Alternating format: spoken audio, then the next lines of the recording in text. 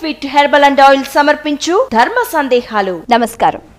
అనునిత్యం ఆధ్యాత్మిక దీప్తిని ప్రసరింపజేసే ధర్మ సందేహాలు ప్రత్యేక కార్యక్రమానికి సాదర స్వాగతం. మన భారతీయ సంస్కృతి సంప్రదాయాలు ఆచార వ్యవహారాలకు అనుగుణంగా ఒక్కో మాసానికి ఒక్కో ప్రత్యేకత. అందులో శుభప్రదమైన ఈ శ్రావణానికి ఎంతో ప్రాశస్త్యం ఉంది. ఎన్నో పండుగలు పర్వదినాలు కలబోసుకున్న మాసం శ్రావణ మాసం. వేదాధ్యాయాన్ని ప్రారంభించే మాసం, బలిచక్రవర్తికి పట్టాభిషేకం జరిగిన మాసం, స్వయంభూ మనుకి పట్టాభిషేకం జరిగిన మాసం, అలాగే ఎన్నో శుభకార్యాలను కూడా ప్రారంభించే మాసం శ్రావణ మాసం. మరి ఈ మాసంలో ఆచరించాల్సిన విధి విధానాల గురించి సవివరంగా తెలియజేయడానికి మనతో పాటు ఉన్నారు ప్రవచన వాచస్పతి, అభినవ వ్యాస, ఆధ్యాత్మికవేత్త డాక్టర్ టి.కె.వి. రాఘవన్ గారు. వారితో మాట్లాడి మరిన్ని విషయాలు తెలుసుకుందాం. నమస్కారం అండి. నమస్కారం. మొదటి ఉత్తరం చూద్దామండి. కళావతి నిర్మల్ నుంచి రాస్తున్నారు. శ్రావణ మాసం విశిష్టత ఏమిటి, ఆచరించాల్సిన విధి విధానాలు ఏమిటి తెలియజేయగలరు అంటూ రాస్తున్నారు. శ్రావణ మాసం విశిష్టత ఏమిటి, ఆచరించాల్సిన విధి విధానాలు. విచిత్రం ఏమిటంటే మనమందరం కూడా ఒక టైం టేబుల్లా పెట్టుకుని ఈ రోజుని ఈ దేవతని, ఈరోజు ఈ దేవుడిని ఇలా పూజించడం అలవాటైపోయింది. అలాగే ఒక్కొక్క మాసం వస్తే ఈ మాసంలో ఈ దేవుణ్ణి పూజించాలి, ఈ మాసంలో ఈ అమ్మవారిని పూజించాలి, ఇలా ఉంది. కానీ మన ప్రాచీన సాంప్రదాయంలో విధానం అది చెప్పలే. 6 ఋతువులకి సంబంధించి 12 రాసులకి సంబంధించి కూలంకషంగా వివరాలన్నీ అందించి ఈ నెల లోపల, ఈ రాశి లోపల, దీంట్లోపల ఇలా ఉంటుంది అని చెప్తూ చాలా విస్తారంగా చెప్పారు. కానీ కొన్ని ఆచారాలు అలవాటైపోయి శ్రావణ మాసం అనగానే లక్ష్మీదేవిని పూజించాలి. కానీ విచిత్రం ఏమిటంటే ఈ లక్ష్మీదేవిని పూజించాలి అన్న అలవాటు ఉన్నవాళ్ళు ఎంతమంది శ్రావణ మాసంలో లక్ష్మీ స్తోత్రాలు చదువుతున్నారు? చదవటలే. ఎంతసేపు కూడా ఆ స్తోత్రం అనేసరికి మళ్ళీ లలితా సహస్రం వీటి మీద పెడుతున్నారు. అంటే మరి లక్ష్మీ సహస్రం ఉంది, లక్ష్మీ అష్టోత్తరం ఉంది, లక్ష్మీ అష్టకం ఉంది, శ్రీ సూక్తం ఉంది, ఇలాంటివన్నీ ఉన్నాయి. అంచేత దానికన్నిటికీ కలిపి సమాధానం చెప్పాలి. ఈ శ్రావణ మాసంలో మొదటగా ఆహార నియమానికి సంబంధించి చెప్పేది ఏమిటి అంటే చాతుర్మాస్య దీక్షలో పెద్దలు ఆకుకూరలు వరుసగా 4 వదిలిపెడతారు. అలాగే ద్విదళములు అని అంటారు, అంటే పప్పు ధాన్యాలు 4 వరుసగా వదిలిపెడతారు. ఇలాంటివన్నీ మన ఇళ్లలో చెయ్యలేము. అంచేత ఇది వర్షాకాలము ఋతువు గనక ఈ రోజుల్లో హాయిగా అరిగేలాంటి, తేలికగా అరిగేలాంటి పదార్థాలు చేసుకోవాలి. అయ్యా మీరు పూజతోడు మొదలుపెట్టకుండా తిండితోడు మొదలుపెట్టారేమిటి అంటారా? అందరం సత్యనారాయణ స్వామి వ్రతం అనగానే ఎన్ని కిలోల రవ్వ కేసరి చేయాలో ఆలోచిస్తాడు తప్ప మిగిలిన వాటికి ఆలోచించరు. అదే పద్ధతిలో ఇక్కడ ముందు ఆహార నియమం అవసరం. ఆహార నియమానికే పేరు ఆచారము. ఆచర అంటే బాగుగా తినుట. ఏది తింటే మన ఆరోగ్యం సక్రమంగా ఉండి పూజ మీద దృష్టి ఉంటుందో అది చేయడం. ఇది మొదటిది. ఇక రెండవది స్నానాదులు, మడిబట్టలు కట్టుకోవడాలు, ఇవన్నీ మనకు అలవాటైనవే. ఎప్పుడూ కూడా లక్ష్మీదేవి ప్రతిమని మాత్రమే పెట్టి ఆరాధన చేయడం తప్పది, అలవాటైపోయింది మనకి.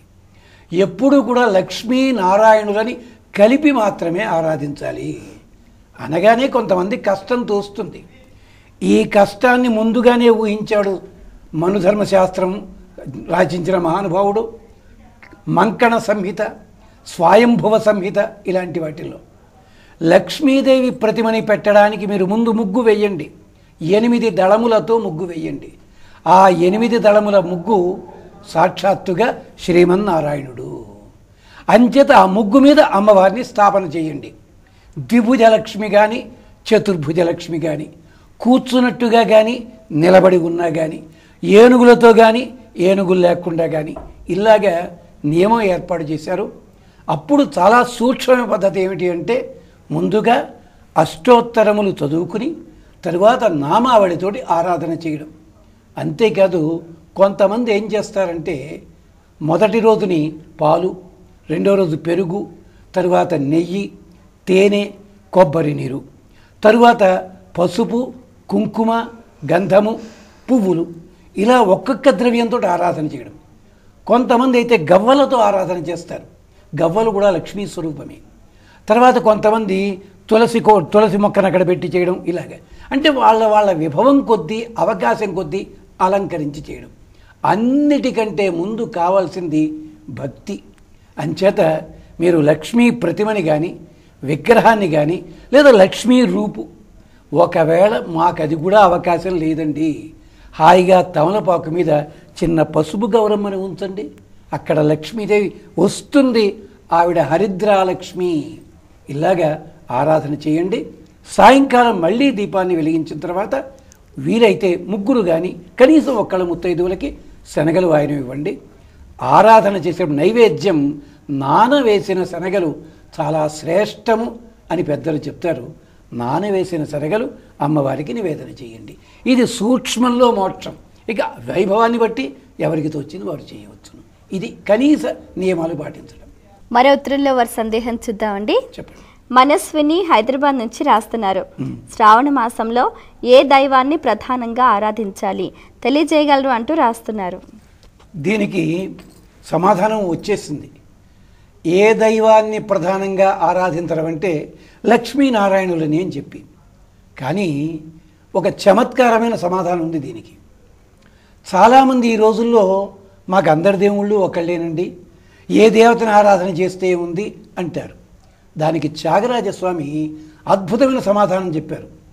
వనితకు బాగా సొమ్ములు మంగళసూత్రము తానును అని అడిగారు.